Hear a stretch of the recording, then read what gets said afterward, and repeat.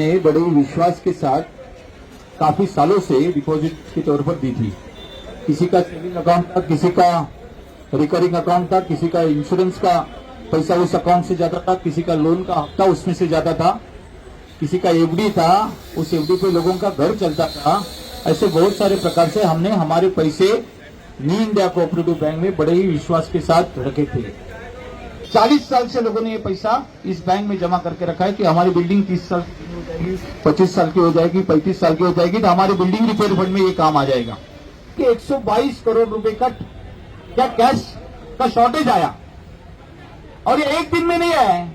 एक दिन में 122 करोड़ रुपया किसी ने गबन कर दिया, ऐसा नहीं हुआ है। ये 4-5 सालों में हुआ है। तो मुझे कहना है उस समय ये आरबीआई है, रेगुलेटरी अथॉरिटी है, वो क्या कर रही थी, उसकी जिम्मेदारी क्या थी?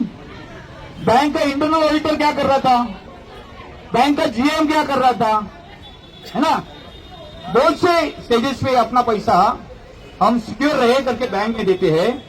तो ये गवर्नमेंट अथॉरिटी क्या कर रही थी, ये सबसे बड़ा क्वेश्चन मार्क आज आपके हमारे सामने खड़ा है।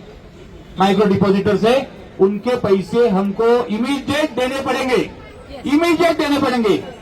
जिनके छोटे अमाउंट है उनको पहला देना पड़ेगा और जिनके बड़े अमाउंट है, जो सीनियर सिटीजन है, जिन्होंने अपनी प्रॉपर्टी बेच दी, रिटायर्ड हो गए, प्रॉपर्टी बेच दी, कुछ पैसे डिपॉजिट कर दिए बड़े विश्वास के साथ इस बैंक में और उसके इंटरेस्ट पे उनका घर चलता है, बराबर है ना। उसके इंटरेस्ट पे उनका घर चलता है। ऐसे सैकड़ों लोगों के अकाउंट इस बैंक में है। अब उनके लिए आप क्या करोगे, उनके लिए क्या करोगे? उसकी 5 लाख नहीं 25 लाख की डिपॉजिट है, किसी के 20 लाख के, किसी के 40 लाख के। उनका मेडिकल का खर्चा, उनका ट्रांसपोर्टेशन का खर्चा, ट्रैवलिंग का खर्चा, हॉस्पिटल का खर्चा, रोज का खाने पीने का खर्चा उस डिपॉजिट पर चल रहा था। अब वो लोग क्या करेंगे ये हमको सोचना चाहिए, बैंक को सोचना चाहिए और उसके ऊपर बैंक ने इमीडिएट कोई रिलीफ इन लोगों को देनी चाहिए, या इससे हमारी मांग है। और शांतिनगर के फेडरेशन में जो सोसाइटी थे उनके लाखों रुपए का डिपॉजिट पिछले बहुत सारे साल से इनके पास है, लाखों रुपए का। किसी का 25 लाख का है, किसी का 50 लाख का है, किसी का 40 लाख का है, किसी का 10 लाख का है। अब सोसाइटी अभी फरवरी खत्म हो गया, समर सीजन में लोगों ने अपनी सोसाइटी का काम चालू कर दिया। हमारी एक सोसाइटी ने अभी हमको फोटो दिखाया है, सब ड्रेनेज की लाइन ओपन है, सब प्लास्टर निकाल दिया है। कल 2 महीने में आप 2 महीना लगाओगे पैसा देने को, 2 महीने में बारिश गिर जाएगा। ऐसी बिल्डिंग 30-35-40 साल की हो चुकी है, बारिश गिरेगी, बिल्डिंग गिरेगी, लोग बेघर हो जाएंगे। कौन जिम्मेदार है इसका, कौन रिस्पॉन्सिबल है इसका? यही जवाब लेने के लिए आज हम सब यहाँ पर आए हैं। अभी तक किसी ने इस बारे में शायद बैंक को सवाल किया नहीं रहेगा। ये प्राइमरी स्टेज है। ये लड़ाई आज हम यहाँ पर आने के बाद, बैंक मैनेजर से मिलने के बाद समाप्त होने वाली नहीं है। हमको इसी तरह से रेगुलर इस बैंक का फॉलोअप लेना पड़ेगा, इनकी डायरेक्टर्स का फॉलोअप लेना पड़ेगा, आरबीआई का फॉलोअप लेना पड़ेगा। ये लड़ाई लड़नी पड़ेगी। तो इस लड़ाई की शुरुआत होने के पहले हम आज यहाँ पर जो मौजूद है उन्होंने एकजुट रहना चाहिए। बैंक एक को पैसा देगी, दूसरे को पैसा नहीं देगी, ऐसा होगा नहीं। लेकिन हमको एकजुट रह के अगर हमारी एकजुटता एकता दिखाई तो हमारा पैसा जल्दी रिलीज होने में मदद हो सकती है। 122 करोड़ रुपए, 2347 करोड़ की डिपॉजिट है, 2347 करोड़ की डिपॉजिट है। 1001 करोड़ रुपया इन्होंने लोन एडवांसेस में बांटा रहेगा। बाकी 2300 करोड़ रुपया इनके पास है,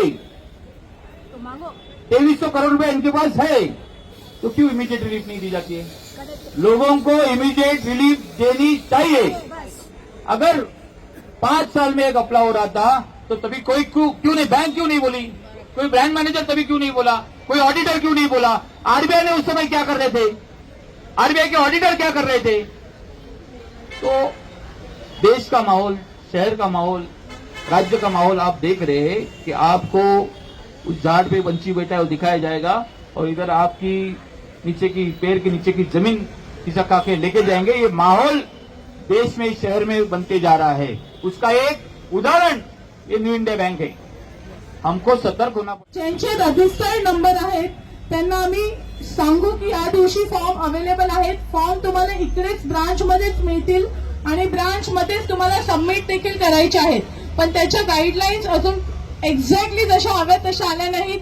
बघा, आम्ही तुम्हाला सारखं सांगितलं आज येणार उद्या येणार आणि 1-2 दिवस लेट झालं तर तुमचा देखील टाइम वेस्ट होईल. सो एक्झॅक्टली डेटला तुम्हाला मेसेज येईल की बँकेत अवेलेबल आहेत. तुम्हाला इकडूनच घ्यायचे आहेत आणि इकडेच भरायचे आहेत. काहीतरी सेव्हिंग अकाउंट बरोबर क्लब करण्यात येईल. जर पार्टनरशिप असेल तर ती वेगळी एंटिटी होणार. सर्व डीआयटीसी का रूल आहे. सोसायटीला 5 लाखाचं एफडी असो या सेव्हिंग अकाउंट असो 5 लाखाचं लिमिट आहे.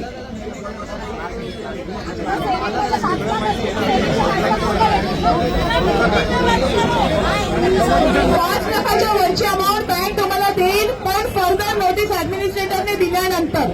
थँक्यू.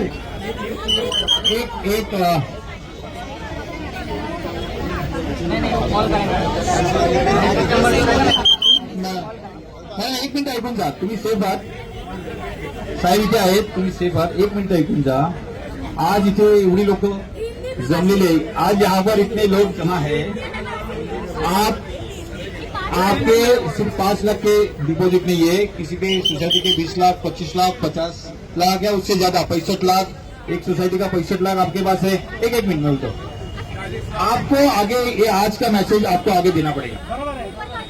अगर अगले 7 मी रिटर्न मध्ये आरबीआईला दिलेला आहे, तुम्हाला कॉपी देईल. ये मैसेज आपको आगे देना पड़ेगा. हमने आरबीआई को लेटर देने का हमने दे दिया है. फिर से नया लेटर हम रिवाइज करेंगे. आपको हम अगले 7 दिन का टाइम देते हैं. आपने क्या करस्पॉन्डेंस किया है, क्या कमिटमेंट आपको आरबीआई से मिला है, क्या कमिटमेंट आपके डायरेक्टर से मिला है, ये पूरी जानकारी आपको ये लोग जहां पर जो आपके डिपॉजिटर्स खड़े हैं अपने पैसे के लिए उनको देनी पड़ेगी.